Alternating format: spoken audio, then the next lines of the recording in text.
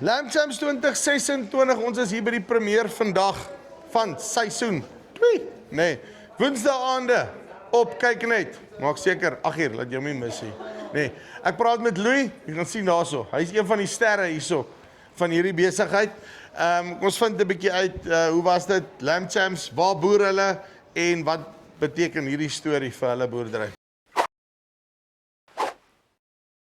Louis, you like it? Goed om met jou, Chubby. Nee, wat doodstil rustig. Jy sê daarom die kat gemaak, nee. Ja, nee, ons is gelukkig. Voorreg, ons is in. Sê gou vir my, waarmee boer julle? Ons kom van Kraddock af. Ons boer met Meatmasters. Yes. Of ek. My pa boer met Marinos, so 'n bietjie van 'n familiebesigheid aan die gang. So die Meatmasters het ook al weer deurgetrek. Hy het hom gerepresent hierdie jaar. Nee, Meatmaster ding ek represent elke jaar, so dit is nou net van aanhouer wen. Ons moet maar net bly inskryf. Hoeveelste keer is dit wat julle Lamb Champs doen? Daai is my eerste een. Was die eerste een gewees? Dis my eerste een in die Boland. Yesterday. Dit was hom lekker. Jy is soos 'n ou wat op die pokertafel, hy weet nie regtig wat hy doen nie, maar kom hy en stof hy almal uit, nee. Nee, definitief. Ek was geseënd. Dis die Here se genade op baie enetjie dit verseker. Hoe lyk julle stelsel waar julle boer? Is dit intensief, ekstensief of hoe werk julle die goed? Ons is meestal ekstensief.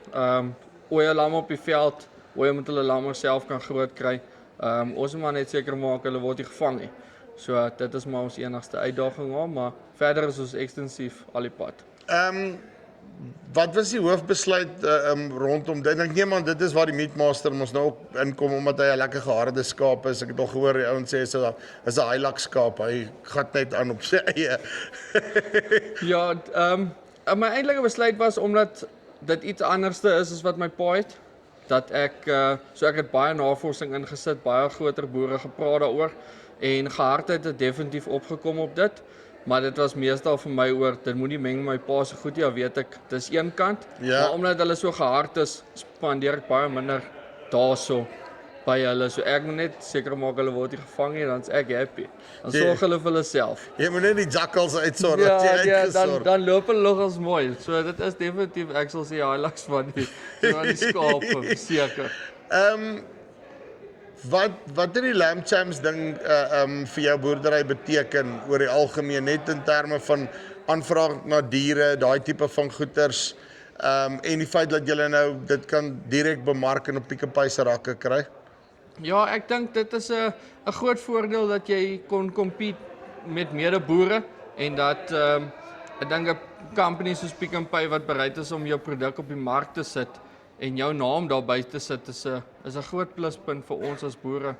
En publisiteit gewys, mense is nogal kwaai op klomp vrae vir die diere, so ons kan regtig kla nie. Ons is baie dankbaar vir Saai hulle wat dit vir ons moontlik gemaak het.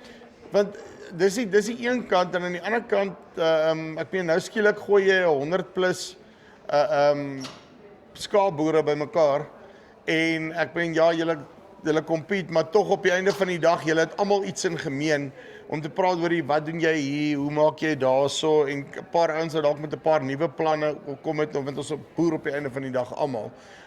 Wat beteken daai netwerke wat jy opbou?